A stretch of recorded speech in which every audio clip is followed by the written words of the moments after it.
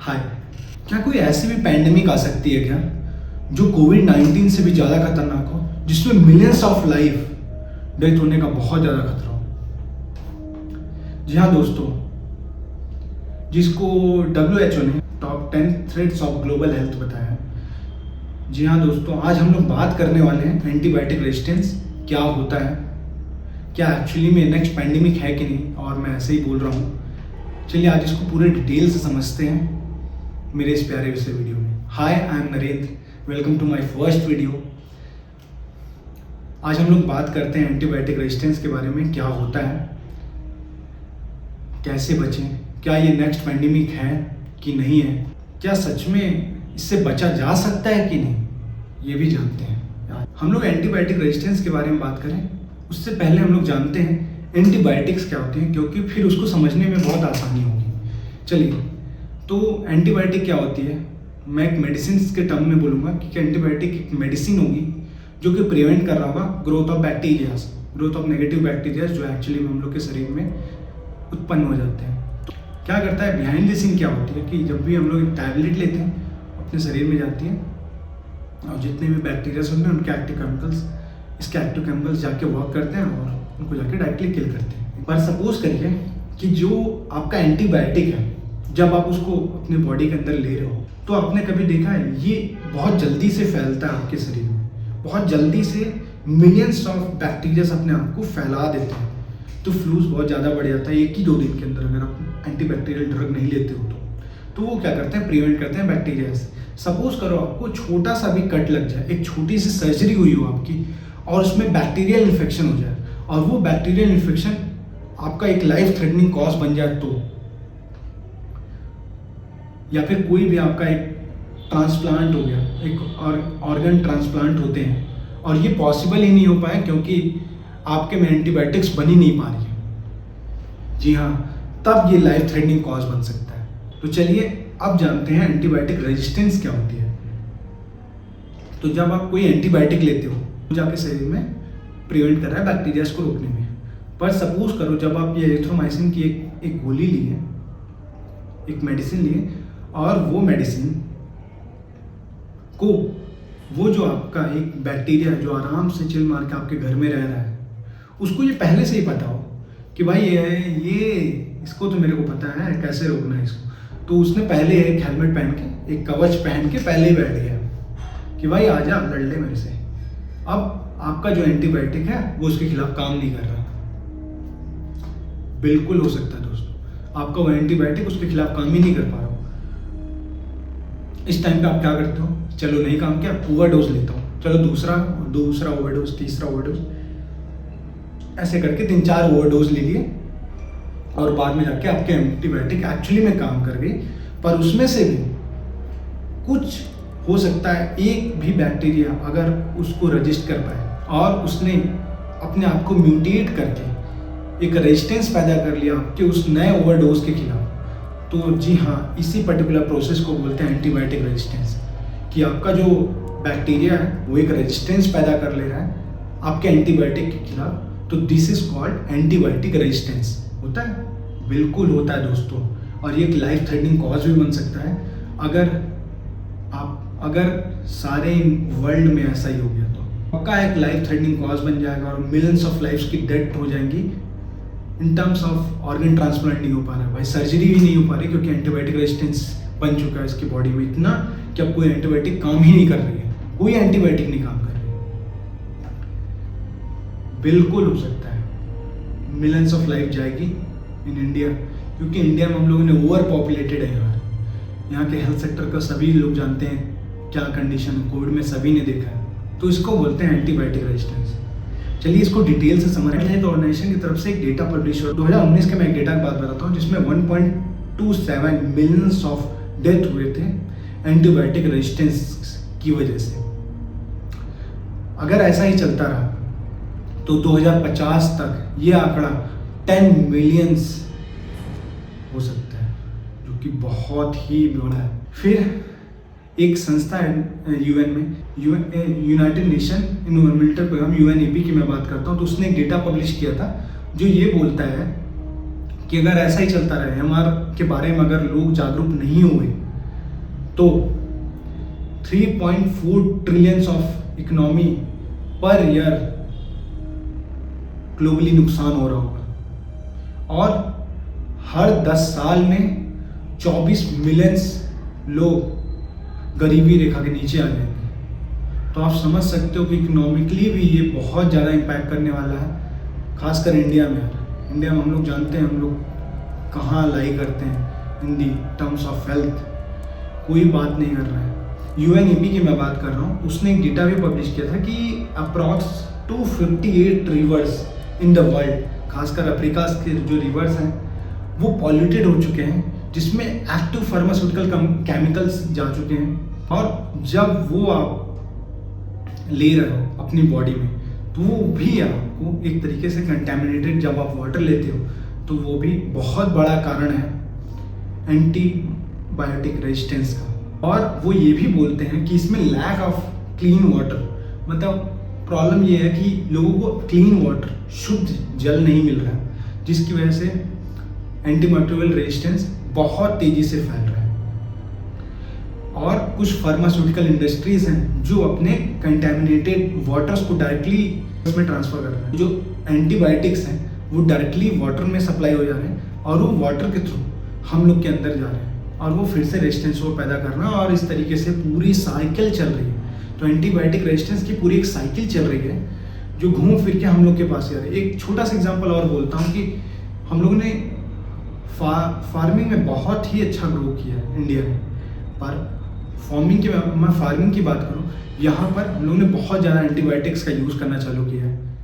Pets में, animals में बहुत ज़्यादा एंटीबायोटिक्स यूज़ कर रहे हैं और अपने क्रॉप्स को भी ग्रो करने में, चलो ग्रो करने में यूज़ कर रहे हैं, एग्रीड, पर हम लोग जब एनिमल को ग्रो करने, एक तो उसके डिजीज़ को ठीक करने के लिए एंटीबायोटिक्स का यूज़ करना इज़ गुड थिंग, पर जब उसको ग्रो करने के लिए आप एंटीबायोटिक्स का यूज़ करते हो इट्स अ बैड थिंग, क्योंकि वो सीधे एंटीबायोटिक्स हो सकता है वो वाटर के थ्रू या फिर वो एज अ फूड सप्लाई के थ्रू हम लोग के पास रिटर्न हो रहा है और वो प्रॉब्लम कर रहा है एंटीबायोटिक रेजिस्टेंस का मेन, और वो एक्चुअली में कॉज कर रहा है एंटीमाइक्रोबियल रेजिस्टेंस को। तो ये रही बात WHO की, जो WHO बोल रहा था कि WHO की इस वजह से बढ़ रहा है। चलिए WHO कुछ मेन रीजंस बताता है, उसमें से 3 मेन रीजंस हैं जो एंटीमाइक्रोबियल रेजिस्टेंस को बहुत ज़्यादा प्रोत्साहन दे रहे हैं या फिर बहुत ज़्यादा फैला रहे हैं उसको। इसमें से सबसे पहला कारण है ओवरडोज ऑफ एंटीबैक्टीरियल ड्रग्स या एंटीमाइक्रोबियल ड्रग्स का। हम लोगों ने, पता ही होगा यार, कोविड में भर के दवाई खाई। सेकेंड रीज़न हो सकता है कि हम लोगों ने जो एनिमल और एग्रीकल्चर में एंटीबायोटिक्स का यूज़ बहुत ज़्यादा बढ़ा दिया और उसकी वजह से वो रिटर्न हो रहे हैं इन द फॉर्म ऑफ हम लोग फूड के थ्रू, और वो अपने पास आ जा रहे हैं। तो वो भी एक बहुत बड़ा रीज़न है। तीसरा रीज़न है कि फार्मास्यूटिकल जो इंडस्ट्रीज़ हैं वो अपने कंटेमिनेटेड वाटर को डायरेक्टली रिवर में छोड़ रहे हैं। तो वो 3 मेन रीज़न है जो WHO बोलता है जिसकी वजह से AMR बहुत ज़्यादा फैल रहा है। एक और भी रीज़न है दोस्तों कि क्लाइमेट चेंज हुआ है और इन्वायरमेंटल चेंज हुए हैं, उसका भी एक बहुत बड़ा कारण है AMR का। अब ये स्प्रेड कैसे होता है? चलो AMR बन गया, हो सकता है जिस टाइम AMR बन रहा हो मैं एक मेडिसिन खा लिया, फिर मैं ओवरडोज ऑफ मेडिसिन किया और मेरे अंदर के बैक्टीरिया सारे मर सकते हैं। पर सपोज करो कोई भी एक बैक्टीरिया अगर वो डिफेंड कर लिया या फिर वो अपने आप को रेजिस्टेंस कर लिया उस एंटीबायोटिक के खिलाफ, तो उसके बाद क्या करते हो आप? कुछ भी फिर से फूड लेते हो और फिर से कोई एक बैक्टीरिया आपके शरीर में आता है। बैक्टीरिया स्प्रेड कैसे करते हैं या फिर अपने अंदर जो एंटीबायोटिक रेजिस्टेंस वो बना चुके हैं वो कैसे स्प्रेड होता है? तो इसके लिए आप ऐसा सपोज करो कि जब आपने कोई एक एंटीबायोटिक ली, सारे आपके जितने भी हार्मफुल बैक्टीरिया थे वो मर गए, लेकिन कोई एक बैक्टीरिया भी अगर उसने एक रेजिस्टेंस बना लिया या फिर वो बच गया किसी तरीके से, वो एजिथ्रोमाइसिन के खिलाफ उसने एक रेजिस्टेंस बना लिया है और वो चिल मार रहा है, तो आप कोई भी माइक्रोबियल्स आते हैं तो बैक्टीरियाज हमेशा अपने आप को म्यूटेट करते रहते हैं ताकि वो सर्वाइव कर पाए। ये सर्वाइवल हम लोग को पता है कि ऐसे म्यूटेट करके ही सर्वाइव किया है सभी ने। तो माइक्रोबियल्स भी अपने आप को म्यूटेट करके सर्वाइव रखते हैं। तो अगर एक माइक्रोब्स अपने आप को म्यूटेट कर चुका है उस एंटीबायोटिक के खिलाफ, तो वो जो म्यूटेशन होता है वो एक तो वर्टिकली फैलाते हैं, वर्टिकली मतलब सपोज ये एक पेरेंट है और चिल्ड्रंस के थ्रू वो स्प्रेड करता है वर्टिकली, पर ये हॉरिजॉन्टली भी स्प्रेड करते हैं अपने आप को। और ये जो हॉरिजॉन्टल म्यूटेशन ऑफ स्प्रेडिंग होता है, दैट्स अ मेन कॉज जो एएमआर को फैला रहा है, मतलब एएमआर स्प्रेड हो रहा है इनके बीच में। और ये अलग अलग जीन्स के अंदर हो सकता है। सपोज ये कोई दूसरे टाइप का बैक्टीरिया था जो इससे मैच नहीं करता कि भाई ये मेरा बाप नहीं है, लेकिन हाँ ये उनके साथ भी ये म्यूटेट कर लेते हैं अपने आप को, और वो जो एक नया बंदा रहता है जिसको कुछ नहीं पता, जो कहीं दूर का है, उसको भी वो रेजिस्टेंस मिल जाती है और वो भी फिर चल मारते हैं। और इस तरीके से ये जो म्यूटेशन होता है हॉरिजॉन्टल, जिसको म्यूटेशन मैं बोल रहा हूँ, ये म्यूटेशन ही मेन कॉज होते हैं स्प्रेडिंग ऑफ एएमआर। चलिए यहाँ तक तो बात रही कि यार ये एएमआर होता क्या है, कैसे फैला है, लाइफ थ्रेटनिंग कॉज तो समझ आ रही है कि हाँ छोटा सा इन्फेक्शन भी हो गया तो मचा देगा भाई, ये तो बहुत बुरी तरीके से जाएंगे इंडिया वाले। हम लोग बात करते हैं कोविड की। कोविड में सपोज मैं अपनी ही बात करता हूँ, मैंने कोविड में बहुत दवाइयाँ खाई दोस्तों।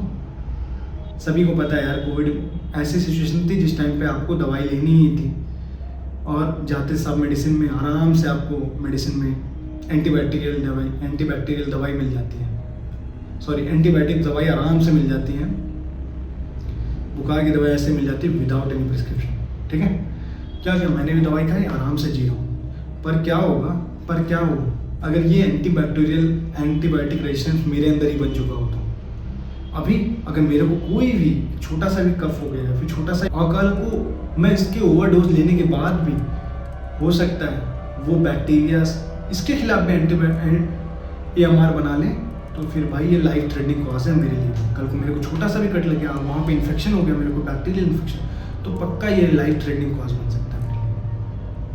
तो पहली गलती तो मैंने ये की है कि सर मैं बहुत ज़्यादा ओवरडोज ऑफ दवाई लिया हूँ कोविड में, तो इससे प्रिकॉशन करना है मेरे को। तो एक्चुअली अब मैं कंट्रोल कैसे कर सकता हूँ, मैं अपनी ही बात कर रहा हूँ कि आज मेरे को कंट्रोल करना है अगर एंटीबायोटिक रेजिस्टेंस के खिलाफ। तो सबसे पहले मैं कोशिश करूँगा कि एंटीबायोटिक्स कम से कम ली जाए, विदाउट एनी डॉक्टर प्रिस्क्रिप्शन मैं कोई भी एंटीबायोटिक नहीं ले सकता। ये मेरा पहला स्टेप हो सकता है एएमआर के खिलाफ, एंटीबैक्टीरियल रेजिस्टेंस के खिलाफ, कि भाई मेरे को कोई भी दवा विदाउट डॉक्टर प्रिस्क्रिप्शन मैं नहीं लूँगा। दूसरा, सबसे पहले हाइजीन रखना है अपने आप को, हर टाइम हाथ धो के अपने आप को क्लीन रखें, अपने आप का आसपास का इन्वायरमेंट क्लीन रख के मैं अपने आप को 20% तो मैं ऐसे ही बचा सकता हूँ। अगर मैं डेली हाथ धो के या फिर किसी भी तरीके से मैं अपने आप को हाइजीन रख के मैं एंटीबैक्टीरियल एएमआर के खिलाफ तो बच ही सकता हूँ, कि ऐसे मेरे को बैक्टीरियल इन्फेक्शन होने के बहुत कम चांस हो जाएगा, और जिसकी वजह से मेरे को एंटीबायोटिक ड्रग्स नहीं लेनी पड़ेगी। जी हाँ दोस्तों, तो यही वो कारण है। तो अपने आसपास का इन्वायरमेंट अच्छा रखें, हाइजीन रखें, और बिना डॉक्टर के प्रिस्क्रिप्शन के बिना कोई भी एंटीबायोटिक्स नहीं खानी है। आपको ये भी शायद ये एक फैक्ट की बात है जो आपको जाननी चाहिए, क्योंकि एंटीबायोटिक ड्रग्स जो हैं वो विदाउट डॉक्टर प्रिस्क्रिप्शन कोई भी फार्मास्यूटिकल शॉप्स नहीं अलाउ कर सकती, नहीं दे सकती है, मतलब उसको दवा। ये इंडिया में रूल है, पर कोई हो सकता है कोई फॉलो नहीं कर रहा हो, ठीक है, वो बात की बात है। हम लोग इसकी लिमिटेशंस भी जानते हैं कि क्या लिमिटेशंस है, क्यों अभी तक लोग बात क्यों नहीं कर रहे हैं, या फिर गवर्नमेंट हम लोग की स्ट्रिक्टली एक्शन क्यों नहीं ले रही इसके बारे में, क्योंकि इतना बड़ा। तो रिसेंट में WHO ने एक प्रोग्राम कंडक्ट किया था 18 नवंबर टू 24 नवंबर 2023, 4-6 महीने पहले की मैं बात कर रहा हूँ। तो उसने एक प्रोग्राम कंडक्ट किया था एएमआर को लेके, कि हम लोग एएमआर को लेके अवेयरनेस फैलाएंगे, ताकि लोग बहुत ज़्यादा लोग जान पाएँ कि एएमआर है क्या और इससे बचे कैसे। और ये हो सकता है बहुत सक्सेसफुल है, बहुत सारे 172 कंट्रीज ने इसमें पार्टिसिपेट किया, इंडिया भी इसमें पार्टिसिपेट किया, नो प्रॉब्लम। पर एक्चुअली में कोई एक्टिव एक्शन नहीं दिखने को मिला है। तो UNAP ने रिसेंट में एक प्लान बनाया जिसका नाम है national anti microbial resistance action plan, जो कि ग्लोबली वर्क कर रहा होगा, जहाँ पे वो ये सब बात कर रहे होंगे कि एएमआर से कैसे बचें, कैसे प्रिकॉशन रखें, और अगर कोई इन द फ्यूचर कोई अगर वैक्सीन डेवलप होती है तो उसको कैसे स्प्रेड किया जाए इन द वर्ल्ड। तो इस बारे में वो बात करें, इस सब को लेके एक चर्चा हुई है। और हाँ, हो सकता है ये जल्दी इंडियन गवर्नमेंट सोचे इसके बारे में।